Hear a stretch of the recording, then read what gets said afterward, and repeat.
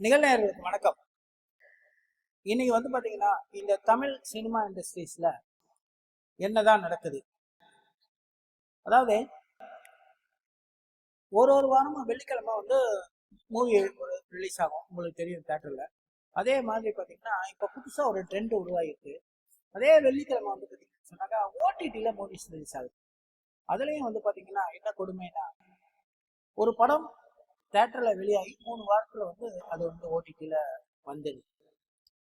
இப்பெல்லாம் பாத்தீங்கன்னா அந்த ஓடிடி ரசிகர்கள் தேட்டருக்கு குறைஞ்சு போச்சு. ஏன்னா அவங்க வீட்லயே ஒரு 3 வாரம் தானே பார்த்துக்கலாம்.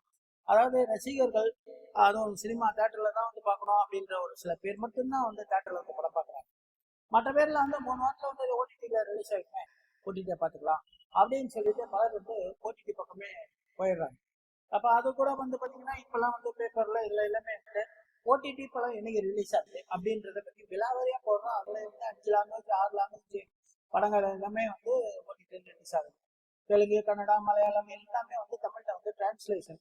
இந்த மாதிரியான ஒரு வசதி இருக்கும்போது சினிமா கொஞ்சம் கொஞ்சமா மாறிட்டு வருது. இதுலயும் ஒரு கொடுமை என்ன அப்படின்னு கேட்டீங்கன்னா, சமீபத்துல நம்ம தனுஷ் சிவகார்த்திகேயன் பிரச்சனை.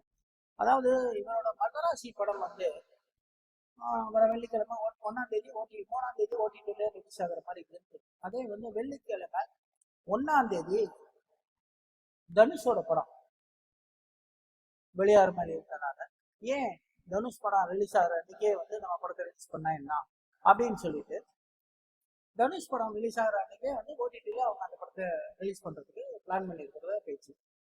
இங்க ஒரு விஷயம் கவனிச்சிங்கன்னு சொன்னாக்க, 3 இந்த மாதிரி படங்கள்ல எல்லாம் அதாவது சிவகார்த்திகேயன் இந்த மனங்கொத்தி பறவை இந்த படத்துக்கு அப்புறமா அவரை வெளியில அறிமுகப்படுத்தி தனுஷ் சிவகார்த்திகேயனுக்கு ஒரு நல்ல ஃபிகர் கொடுத்தது தனுஷ் தான். அப்படின்னும் போது தனுஷையே எதிர்த்து சிவகார்த்திகேயன் போட்டி போடுற அளவுக்கு வளர்ந்துட்டாரா அப்படின்னு சொல்லிட்டு ஒரு ரசிகர்கள் தான் கேட்குறாங்க. இதே இந்த ஓடிடி தளங்கள் அப்படின்னும் போது கூட இப்ப பாத்தீங்கன்னா தியேட்டர்ல ஓடாத படங்கள் ஓடிடில நல்லாவே ஓடி இருக்கு. தக் லைஃப் இது பாத்தீங்கன்னா தியேட்டர்ல சுமாராக தான் போச்சு. ஆனா ஓடிடில சொன்னாக்கா ஒரு வசூல் சாதனை பண்ணியிருக்கு.